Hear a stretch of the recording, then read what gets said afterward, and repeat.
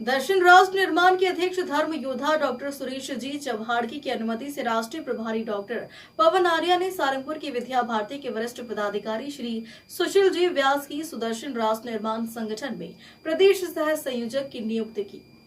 इनकी नियुक्ति से मित्रों और कार्यकर्ताओं में हर्ष व्याप्त है। सुदर्शन राष्ट्र निर्माण के संभाग संयोजक विष्णु नायक ने बताया कि सुदर्शन राष्ट्र निर्माण प्रखर राष्ट्रवादी संगठन है जो हिंदुत्व का रक्षा कवच और सनातन राष्ट्र के मुद्दों के लिए प्रमुखता से देश में कार्य करता है। राष्ट्रीय प्रभारी डॉक्टर पवन आर्या के नेतृत्व में प्रदेश में परिवार प्रबोधन कार्यक्रम करके समाज में युवाओं में संस्कार सनातन का संदेश दिया जाएगा। राज्य मंत्री डॉक्टर गौतम जी टेटवाल के कार्यालय सेवा सदन पर श्री सुशील जी व्यास को नियुक्ति पत्र प्रदान कर स्वागत किया। इस अवसर पर कार्यालय प्रभारी हिम्मत सिंह जमालिया जी, हिंदू उत्सव समिति अध्यक्ष ध्रुव जी भल्ला, हिंदुवादी नेता ओम जी पुष्पद, बजरंग दल जिला संयोजक निकेश पुष्पद, नगरपालिका अध्यक्ष पंकज पालीवाल